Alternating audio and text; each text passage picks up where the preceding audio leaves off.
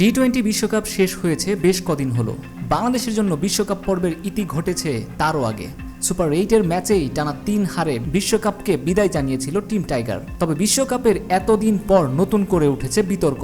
তাসকিন আহমেদ ঘুমের জন্য মিস করেছেন ভারতের বিপক্ষে মহা গুরুত্বপূর্ণ ম্যাচ, আর তা নিয়ে এখন সরব দেশের ক্রিকেট পাড়া। তাসকিন কেন সেদিন ছিল না সেই ব্যাখ্যায় সাকিব জানান, টিম বাস তো একটা নির্দিষ্ট সময়ে ছাড়ে। ক্রিকেটে আমরা যারা প্লেয়ার আছি তাদের একটা রুলস, নর্মালি বাস কখনোই অপেক্ষা করে না। কেউ হয়তো এরকম মিস করে, তারা হয়তো পরে গাড়ি নিয়ে আসে বা ম্যানেজারের গাড়ি থাকে, ট্যাক্সি থাকে। ওয়েস্ট ইন্ডিজ যেহেতু একটু ডিফিকাল্ট জায়গা, সেখানে পরিবহন সাপোর্ট অনেক কঠিন ছিল। যখন তাসকিন মাঠে পৌঁছায় তখন অলমোস্ট টস হওয়ার 5 থেকে 10 মিনিট আগে, ম্যাচের খুব কাছাকাছি সময়ে। সাকিব এরপর আরও যোগ করেন, স্বাভাবিকভাবেই ওই সময় কঠিন ছিল টিম ম্যানেজমেন্টের জন্য সিলেক্ট করা ওকে।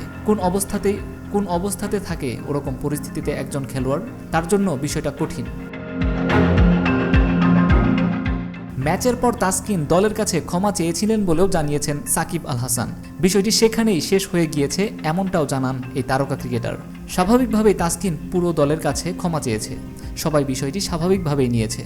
মানুষের ক্ষেত্রে ভুল হতেই পারে, অনেক সময় না চাইতেও ভুল হয়। এই ভুল সবারই হয়ে থাকে।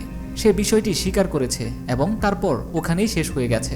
অবশ্য এমন কাণ্ডের জন্য টিম ম্যানেজমেন্টকে দায়ী করতে রাজি নন অভিজ্ঞ এই ক্রিকেটার। দলের নিয়মের কথা জানিয়ে তিনি উল্লেখ করেন, টিম বাস কখনোই কারোর জন্য অপেক্ষা করে না। দেখুন, এই বিষয়টা এভাবে হয় না।